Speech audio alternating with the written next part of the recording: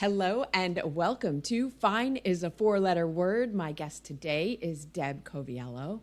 Welcome, Deb. I'm eager to hear what you have to say about your story.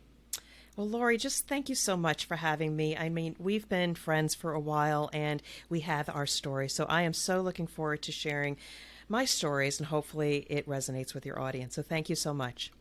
Yeah, my pleasure. Let's get into it right away. The question I always start out asking, is what were the beliefs that were instilled in you as a child? And the reason I ask this question is because I want to get some insight into what your foundation was that leads you to make the decisions or make the decisions you've made in the past up to this point.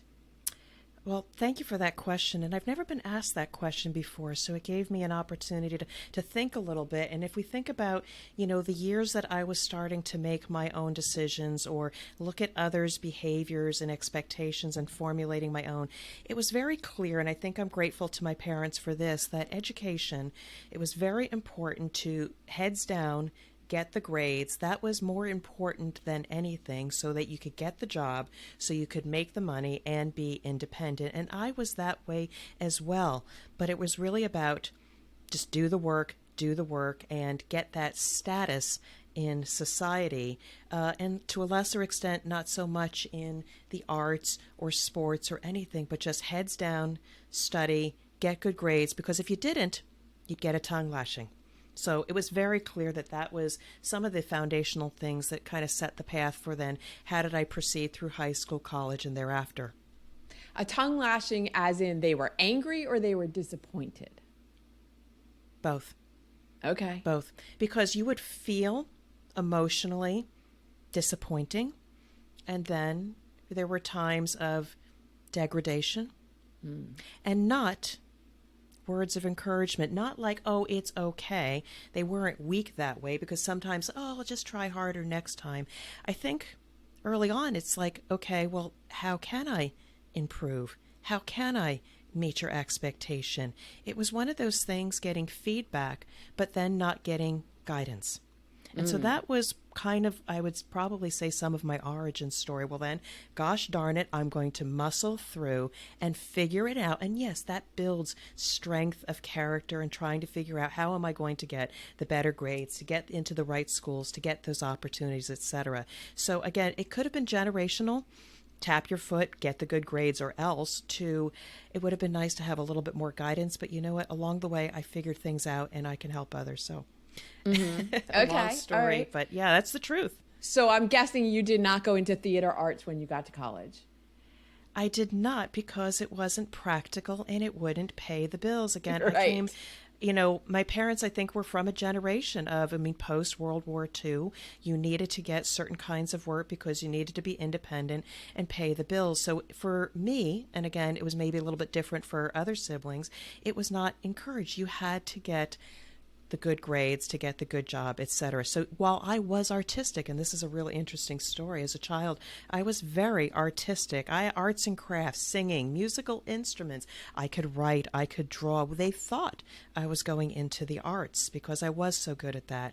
And then something changed along the way. It's hard to put my finger on it. But then I switched over to being a STEM professional. And while I still did okay in the arts and language and writing, etc., I started getting really good in math and science, for which then I studied engineering and moved in that direction, but never quite lost the desire for the arts and the creative aspect. Interesting. I want to come back to that, but you mentioned your other siblings. Are brothers, sisters? What's My sister Beth, again, we are from the same parents, but we are slightly different, though it's very interesting. And if she listens to this, we do get along. We jibber jabber about all kinds of things because I think we're at a place in our lives where we appreciate each other's differences and how we've evolved. But she was perhaps a little bit more artistic and into the dance and music and sports. And for some reason, there was a difference in our upbringing. They supported her in those areas, or that's where she was aspiring. And so we felt like we had different upbringings, different goals and expectations. Again, yes, do well, but supported in different ways. So it was very interesting from a parenting perspective. We learned what to do or what not to do when it comes to my children and the next generation, but it was a little different for me. Truth. It is interesting how children can grow up in the same, essentially the same environment with the same parents and be so different, have such different outcomes as adults. So, and that's true. So fast forward, my husband and I, now we're very different people, but have strong, similar values. We treated the 2 boys and 1 girl exactly the same way, same expectations. There was no like, oh, poor baby, we'll dust you off and be on your way. No, we had hard conversations. There were tears, there were deadlines, there were rules for all 3 of them. Mm-hmm. Well, the reason I asked that question about your siblings was because I was curious if you were the only girl and the boys that it was emphasized to not be fluffy because you were the only girl, but that's not what you just said. So never mind. It was a tough up. We were treated the same way when it came to hard knocks. It was a little bit tough, but the way they parented felt a little bit different. But again, it is what it is. We've moved on. We're strong for it. We've become productive citizens, and can't wait to share more of the story. Yeah. Okay. So you went into the engineering, and then you pursued a career in that direction, and then you got to a point where what happened? Well, I think I was pretty successful, worked really hard, had a very supportive husband. I started moving up in manufacturing in quality and operational excellence, from being an individual contributor to being a manager to being a vice president of a large corporation. And I will tell you, I had set out. I wanted the big job. I wanted to have large influence, have a lot of responsibility, and I had that role. And, worked hard. And then got burned out. And then what happened? The moment. Well, I will say that during the last year before I left that organization, while I did have the dream job and I grew so much as an individual, for which I've learned so many lessons and taken them forward, I don't regret anything. But I distinctly remember coming home one night to my husband and saying, something's got to change. I'm tired. I'm burnt out. And I will say, and let's just talk about adult beverages. You can occasionally have a glass of wine or something once a month, once a week. But I will say, even such things like that no longer were able to alleviate the stress of work. Something wasn't right, and I couldn't put my finger on it, but I did remember saying, something has to change. Did you think it was something that was wrong with you, or did you think it was the environment, or what did you think? I know you said you didn't really know what it was, but what were you feeling in your gut that it was? In my gut at the time, the environment, I couldn't keep up with it. I was still utilizing my same skills and the people around me, but the environment was just, I think, so overwhelming. I no longer had the capacity or the answers to manage it. So there was stress and extra hours. But later, upon reflection, yes, the environment was challenging. I believe at that time I didn't necessarily have all the skills necessary to either deal with it, or maybe I had changed and I no longer could be in that environment. And I think that was probably the reason why it was no longer a fit. That is really good reflection and insight that you had changed, and that what had fit before didn't fit any longer. And that's okay. We change. We're allowed to change. And I even, they use the terminology an intrapreneur, somebody that's trying out new things while in a corporate environment. And I was trying out new things, like how I was going to lead. We were going to do some fun stuff. We were going to do marketing, in an organization of technical professionals. And I would bring up those ideas and they would say, well, that's nice, but are you going to still get me the results that you're supposed to get? Or it wasn't mentored or coached or nourished, or, well, maybe not that idea, but how could we leverage your thoughts in another place? There was no room for thought leadership and innovation. Just get the results. Let us know what you need to get the results. Very short-sighted, and it wasn't serving me anymore. I got the results, but my heart wasn't in it anymore, and I was probably starting to slide, miss deadlines, and not meet expectations. And that's what happened to me as a child. In 5th grade, I no longer was getting above straight A's. I was slipping until they had to change the environment for me to excel again. That's interesting that you saw that you see that parallel. Yeah, I was a very bright kid, talkative, very smart, just like you.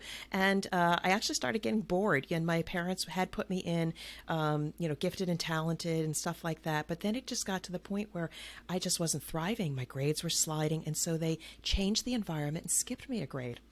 And then I was finally challenged in an environment where I had to find new skills in order to get my grades up. And that was a good change for me. Same thing in my corporate life. I was in a situation I just was no longer thriving. And so when I left, I was lost, but now I'm thriving. And there's so much in there. How long did you stay there knowing that this isn't really working for me? I think my period of uneasiness was about 6 months. Okay. From about an April to November time frame. I mean, I'd always worked hard. I worked long hours.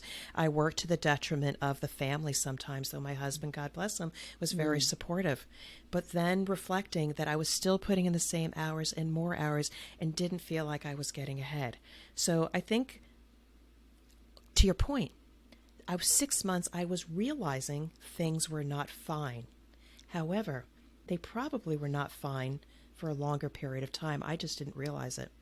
Right. Because as we were talking about before we started recording, you just nose to the grindstone. Yes. Keep doing the things, checking the boxes.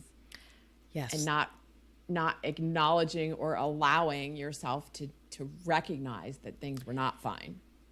Yeah, and the other thing is I have to take accountability for that. So I didn't see it. I didn't realize it. Maybe I wasn't open to it, nor were there anybody in my path, advocates, bosses, mentors, that would even say, hey, Deb, let's talk. Where do you want to go? What do you need to do? Nobody that asked me those questions to try to open up my mind. And mind you, I don't rely on my boss for my personal development, but it would have been nice along the way to have been asked those questions. And so knowing what was not there to open my mind, to ask the questions, were things fine or not, I coach, mentor people now in that same vein and ask them, well, what excites you? What are your strengths? What would you rather be doing? Where do you see yourself? Just asking those questions to ask people to just stop and think versus do. And that's what we do, is we just do, and do. Yeah, so 2 points here. One, you can't beat yourself up because you did the best you could with the knowledge and the experience you had at the time. And then 2, you've now taken that and turned it into something bigger and beneficial for others, because now you're taking what you didn't have and implementing it. Implementing isn't the right word, but passing along that what you wish you would have had to help others in their career. And it's the same thing that you've done. You've had a great career as well, but we get to this place where I've been there. I know how you feel, either stuck or overwhelmed. And when we face somebody we just meet at a networking opportunity, or somebody, maybe a client or somebody we're coaching, we see something in those people, great potential, great drive, and we just see this face. We see fatigue, we see anguish, we see uncertainty, we see lack of confidence. But we start asking these questions and poking around, and we see these people that, to your point, and for your show, and I love your show, they're fine, but they really aren't. And we, from an outside perspective, start poking around, asking questions, and we see what their true potential is. And then they have to be willing and open to say, I would like to try to think about doing something different. Mm-hmm. But it's hard. It's hard to get over that precipice and just have time and space and opportunity to say, okay, I do want to change, or I do want to change the environment, or I need some help. Yeah. Yeah. And I've often said that it's sometimes we need somebody else to see that spark, or to see that potential, or to have the belief in us before we can have it in ourselves. But there's this caveat to that one as well. My husband always said to me, even before I left corporate, he said, oh, Deb, you could be a plant manager.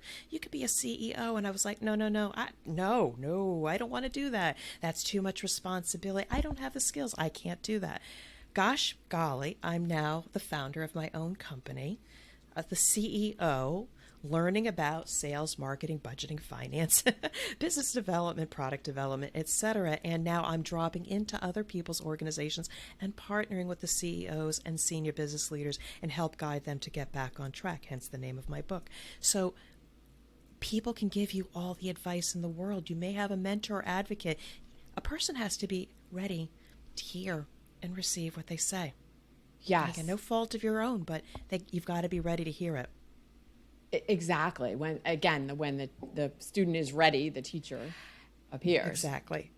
So how many years? I'm 56 now. I finally, at the age of 52, started listening again and not being so stubborn. But, then you get to a point in your life, and I don't know if it's a little spiritual or simply more self-awareness. When you slow down a little bit and you start looking around, and people will say, ooh, wow, that was a really great speech, or that good webinar you did, or wow, I really love your writing. And you say, who? Me? Wow, I didn't realize you liked that, or I wrote that well. You just have to slow down a little bit and listen to what other people are saying to you, where you see the green lights and not the red lights. Start listening to those signs, because they actually may start pulling you to the work that you should be doing versus being fine. I love that.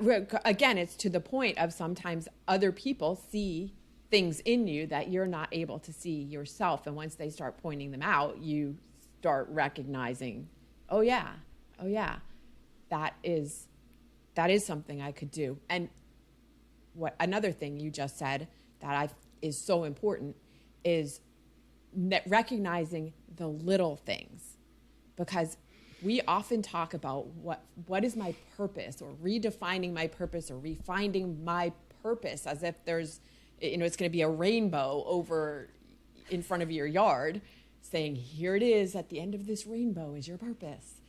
And sometimes finding what is important for you to do that may be defined as purpose is only found in taking those small steps one at a time.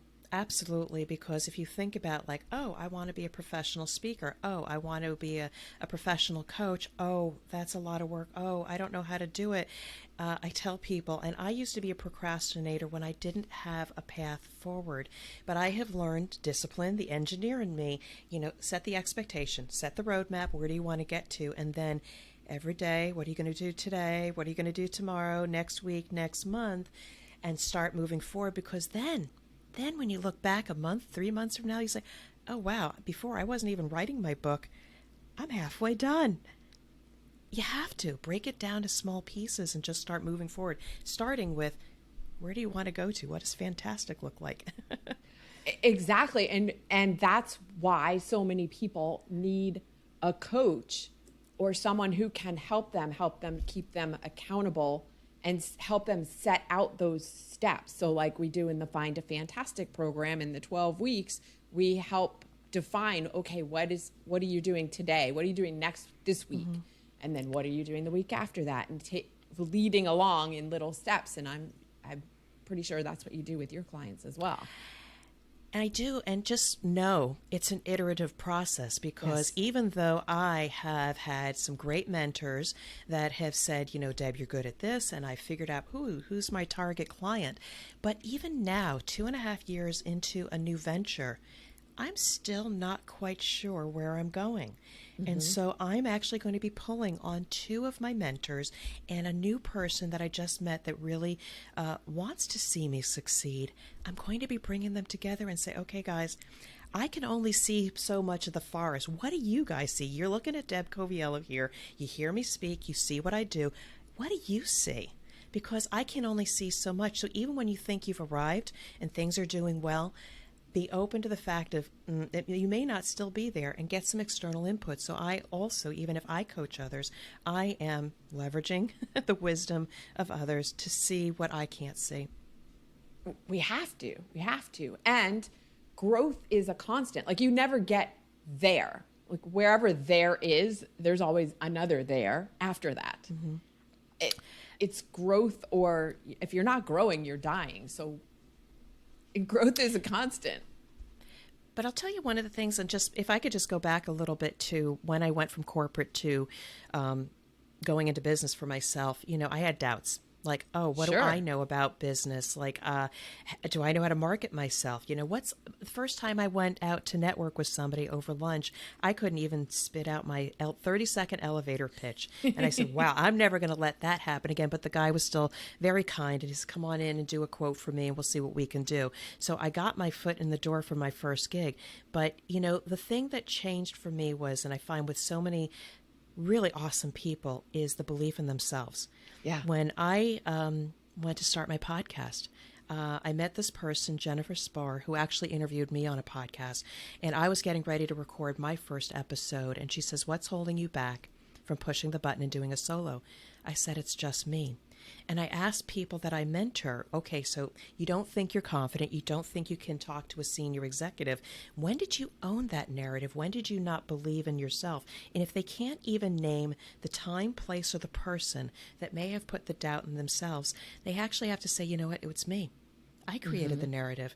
I owned that doubt. I owned that perception that that person is so much higher than me, I can't have a conversation or make a proposal. As soon as I got to that point of when I left corporate and I said, I'm going to go into business for myself, it was that belief, I'm the only one holding myself back and it's only me that can succeed.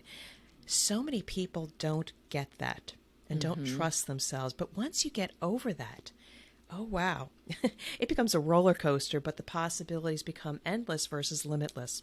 So I'm on a roller coaster right now. That's really what life is. That's been my experience and the experience of people I've talked to is it's a roller coaster. Hang on. In fact, it's interesting that you just mentioned roller coaster because a few weeks ago, I happened to see on Facebook a video of my Uncle Murray's 90th birthday. And he was doing a speech on, because it was a crowd of people. He was giving a speech because they wanted to hear from him, of course. And looking back on his 90 years, he used that analogy of life has been a roller coaster, but what I don't really remember the lows as much as I remember the highs.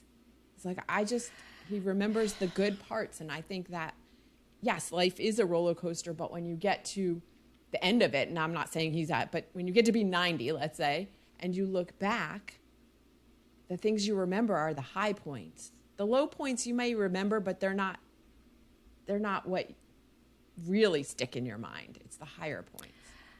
Yeah, I mean, I've had low points. We all have. It's what Sure. life is. For me, they're still impactful, but I've not let them define me. It's taken a while. It's taken a while to not let them define me, to put them in a box and say, okay, yes, that was an unfortunate event. But again, taking the high road, what did I learn from that? What can I control and move forward with? And what I do find as I get a little older and a little grayer is valuing things like what brings you peace of mind. Like just seeing, again, if you happen to have a niece or nephew or a child, and when you see them step on a college campus and say, I got this, okay, that's peace of mind. You'll still worry about the people in your life. But when you see those highs, the top of the roller coaster, that, okay, we're going to go down the other side, but it's going to be a little bit more fun and joyful versus scary the first time you do go down on a roller coaster. So you get a little wiser and you're more real and I guess just take life a little bit less serious. Yeah, I like what you said about not letting the lows define you. And that's hard. God bless my husband. He's had to work with me a lot. He asked me a question the other day because I was actually bothered by what somebody said or did to me. And I said, why do they matter? And when they asked me that question, why do they matter? Then I had to ask myself, well, no, they don't. They happen to be, I don't know, this person in my life, but I'm not going to let what they say take power from me. I own how I feel. As soon as he just kind of like jolted me with that that statement, it was like, okay, they are what they are, and I'm just not going to let them bother me. They don't matter so much. It's just, yeah. Yeah, it takes that moment of clarity or that awareness or somebody asking you the question to make you aware, to make you evaluate is what I was trying to say. Right. Make you evaluate that situation. But I'll tell you right now, again, even today, I was having a little bit of a low only because there's so much going on in my life. But then when we pause and reflect, it's like, okay, it's good you've got a lot going on right now. If you didn't, something would be wrong. So then I say, okay, Deb, things are fine. But I do have to say things are really, really, really fine right now because now I've crossed over. I'm in my own business. I am doing what I want for me and for clients that I want to work with. Just today, I spoke to somebody who was referred to me and they want me to speak at one of their events. And so it's like, okay, I have arrived. People are starting to see me, to know me and say, we want you to speak with our group because I have something that they might want to hear. Okay. So I'm really in a great place. And to your point in the work that you're doing, I do feel fantastic. Maybe a little bit less fantastic one day, a little more another day. I'm kind of in between today, but you know what? I'm doing really well. Really fantastic. That's amazing. And that's life. That's like, again, those highs and lows, but you're on this upward trend. As long as it's trending upward, then you feel amazing. Yeah, ups and downs going up. And you're seeing the payoff from the work that you've done to get to this point. True. And for people that haven't seen me in a couple years, they look at me and they see me and they say, we can't believe how much you've changed. But I might challenge that. And again, I'm thrilled when people say, oh my God, I see you, you look great, you sound great, all of that. But I'm saying to myself, maybe I didn't change, but I became the person that I was or meant to be. Yes.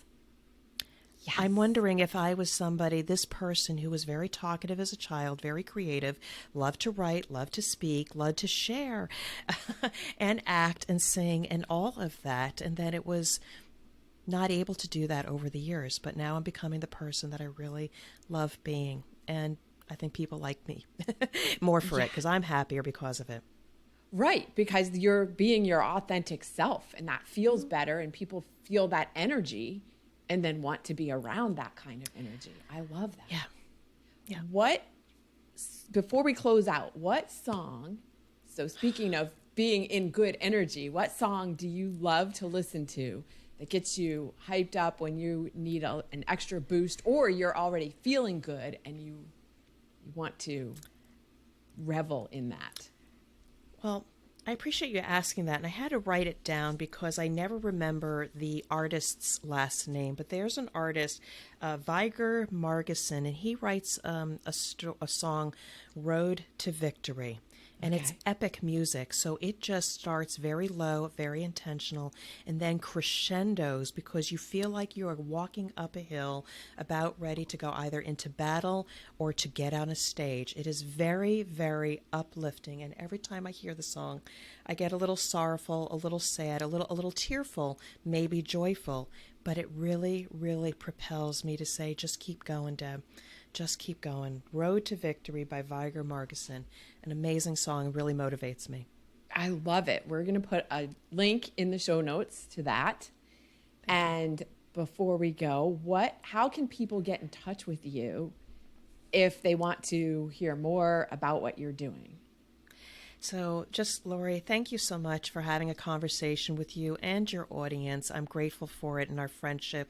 There's a couple places that you can find me. If you go to my website, dropinceo.com, that's DROPINCEO.com, and on my cover page, you'll get an idea of what I'm about. I have a video. I'm also launching a book, The CEO's Compass, Your Guide to Get Back on Track. There's a link there to get on the wait list for that. My playground is LinkedIn, so Deborah A. Coviello, or look up the Drop-In CEO. I play a lot on LinkedIn, share videos, blog posts, and engage with a lot of people. So those are the best places to find me, but Drop-In CEO, Twitter, Instagram, YouTube, Clubhouse, I'm all over the place.